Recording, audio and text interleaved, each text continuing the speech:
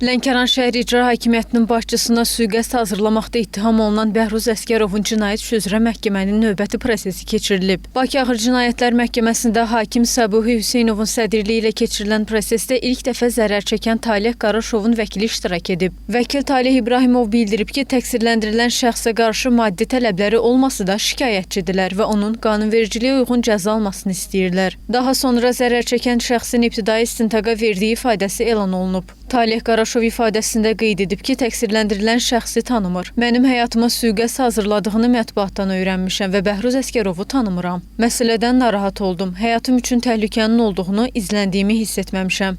İş üzrə 3 nəfər şahid qismində tanınır və həmin şəxslərdən biri hazırda həbsdədir. Növbəti məhkəmə digər 2 şahidin ifadəsi ilə davam edəcək. Məhkəmə prosesi aprelin 29-unda davam etdiriləcək.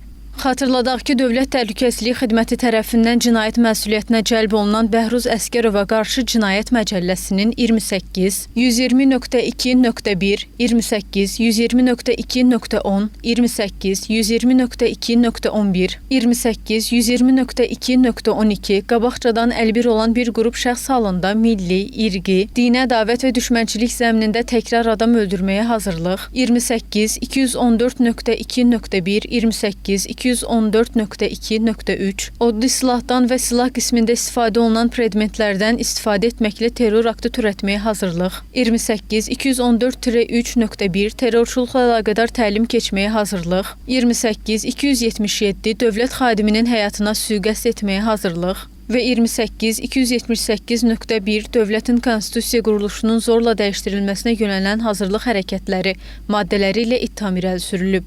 Qeyd edək ki, Bəhruz Əsgərov Respublikanın müxtəlif rayonlarında yaşayan şəxsləri gizli əlaqəyə cəlb edərək, onlara Lənkəran şəhər İcra Hakimiyyətinin başçısının həyatına sui-qəsdin təşkil olunması barədə tapşırıqlar verməkdə ittiham olunur.